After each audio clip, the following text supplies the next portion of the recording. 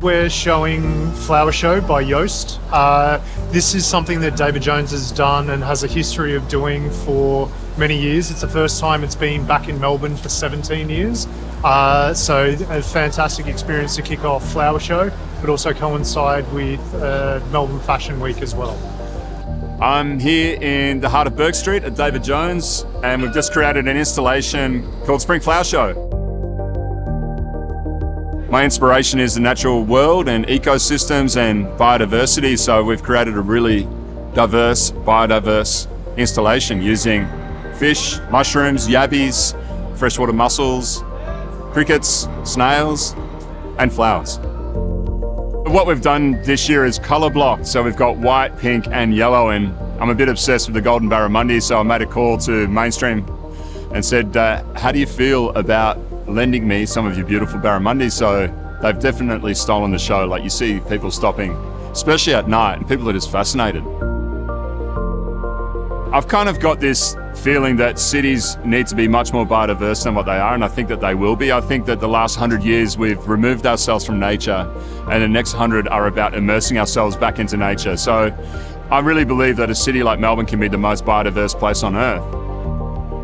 I think what's been really interesting within this is I've been here at David Jones for nearly 5 years. I've been in control of the windows and in-store, and what's been interesting is seeing different people come back regularly or the same people come back, and every night there's something different that we've done either in the windows or in store, and to see people come back, to see that sort of sense of wonder and that sort of wide-eyed sort of mysticism that they're going with has been beautiful to see. Flower is only one element and one stage of a plant, right? So you can't have healthy, beautiful flowers without healthy soil. So the mycelium is really about showing how waste, so we've got coffee grounds, cardboard, sawdust. The white blocks are that have been converted by mycelium, which is the roots of mushroom. They flower, become the mushrooms, and then you get left with this beautiful residue that becomes compost, starting another cycle of flower production.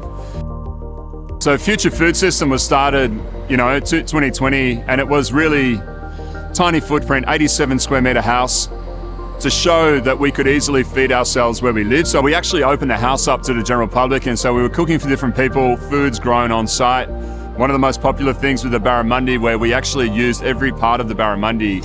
So they were underneath the stairs, inside. The barramundi were a really important part because we would pump water from the bottom of the tank to feed the strawberry wall, the vertical gardens, and then refresh it with rainwater that was collected, off the roof. So it was a really important part of an ecosystem, just like every other element in nature is crucial to being successful. So it was really mimicking nature. When David Jones first contacted me, I said, I'd love to do this, but only if I can only use locally grown.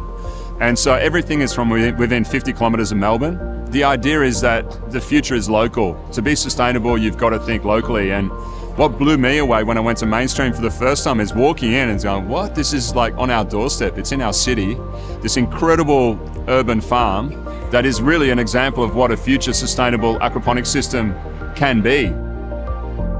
At Yan Yan Gert Farm, which has just won the Bob Hawke Award, most sustainable farm in Australia, and they've just won Landcare Award as well. In the last 30 years, they've planted 55,000 trees, 250 different species, turned their dams into aquaponics systems, fenced off their dams, planted banksias and everything around the dams. All these birds that they haven't seen for years have come back. They've created wildlife corridors.